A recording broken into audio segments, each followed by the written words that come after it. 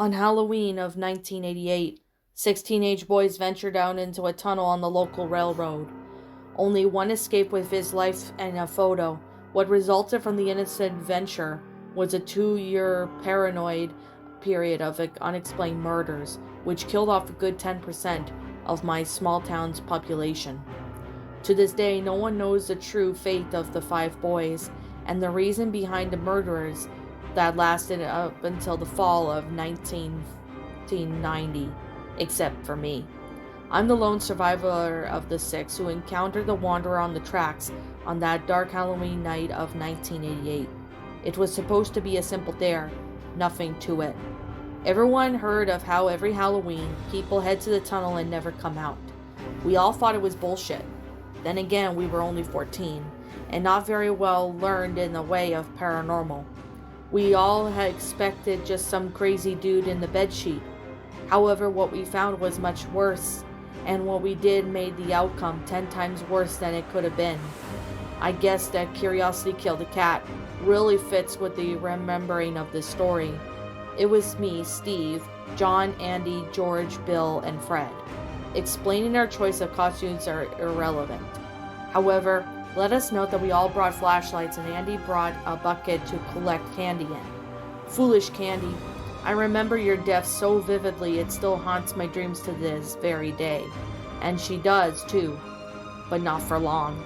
We all had our dinner at John's house. It was the closest to the tunnel. After that, we played some Super Mario Bros. On his NES to pass time until it was dark. When it was, we all departed to complete the dare. We so foolishly accepted it. I carried a Polaroid to show everyone that was really in the tunnel. When we left it considerably dark outside, most of the dads were parading their 7-year-olds up and down the street getting candy before it got really dark. There had been some recently kidnappings in the area, but we didn't expect to meet the suspect, so we thought we would be safe. With each step forward towards the tunnel, it seemed as if it got darker. When we arrived there, it was pitch black, and it was pretty much only us and the older trick-or-treaters outside. We all stopped at the entrance of the tunnel for a moment, realizing that we may have not make it out alive. After waiting for one more moment, we hesitantly stepped inside, turning on all of our flashlights. No one really wanted to do this. We felt this more and more as we went deeper into the tunnel. It was weird though. Usually a tunnel ended around 500 feet, but it seemed like this one went on more than for miles. We went on what I want to say was another of these 1,000 feet. That's when we saw it. At the time, we had no idea what it was. If I had a choice, I would wish that I would never found out what it was and what it did. "The fuck was that?" Bill asked, half whispering to the rest of us. We saw what looked like a girl that had covered herself in dark paint or makeup that had a plain old nightgown. She was holding what looked like a rod or staff. Her back was facing us.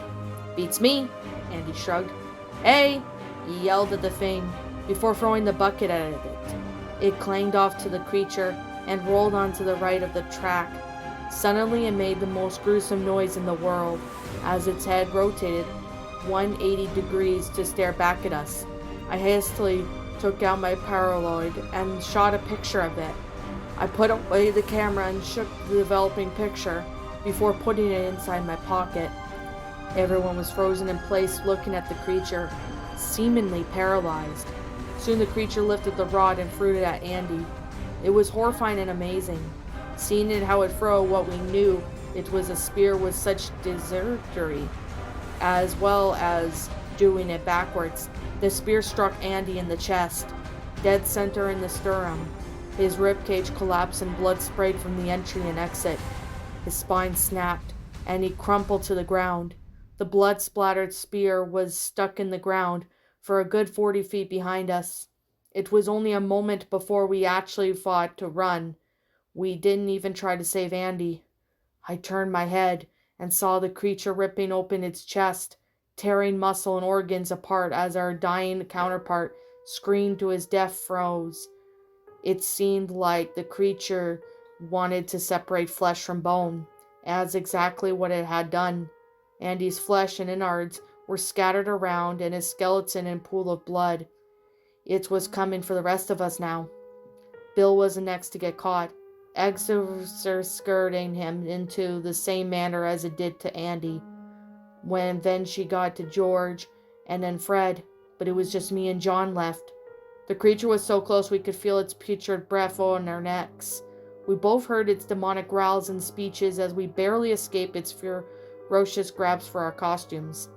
We kept running through the lactic acid had built up so much in our arms and legs. Our breath was ragged, and we were so damn tired. Soon we saw the end of the tunnel. Somehow it was morning, which was so illogical, but John and I were both happy to see the light of day. Suddenly I heard a trip and stumble. John had fucking tripped. We were outside of the tunnel when he tripped, and I didn't even turn my head to know he would be gored and gutted. I ran to a safe distance far away at some trees near my house. His screams echoed throughout the neighborhood and woke several families, wandering outside to see what had happened. Everyone who went outside saw the creature as it tore John apart.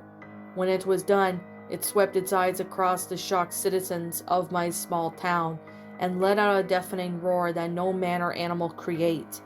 It then dashed back inside the tunnel, and everyone ran inside their homes, including me. For 2 years after that, the people who saw the creature were found disemboweled and skinned in their homes. Some people tried to move, but I heard them say it was like they were chained there. The creature was holding everyone here, keeping everyone who had seen the captive in his town. Am I the last surviving person who saw the wanderer on the tracks? And my time is coming soon. How did I last this long? I don't know. I bet it's teasing me, torturing me, making me shit my pants every time I turn a corner. It's like a hold of my life, and I can no longer function like people. I can no longer go out in the dark. My windows are always closed. My blinds were always down. The doors were always locked. I've tried to kill myself multiple times, but I can't. It won't let me. Recently, I've been hearing the dying screams of my dying friends. I've heard a bucket clanging from outside my window, tapping on the front door of my night. It was a sign. It's coming for me soon. What's up, my pretties? It's the Lion Queen here. I want to appreciate you all for tuning into this video, and I do appreciate you guys supporting my video by giving this video likes and stuff. If you really enjoyed this video, be sure to leave a like, comment and subscribe if you're new, ring the bell for notifications to when I upload so that way you guys will get updated for whenever I upload. If you want to follow me on Twitter or DeviantArt, feel free to leave a follow on those if you are interested in following me on those socials. If you want to support my backup channel, known as Miss Dark Shigo, feel free to subscribe to it, as a link to that will also be in the About page section. And with that being said, and that being the case, thank you so much for watching, my pretties, and as always, please stay pretty.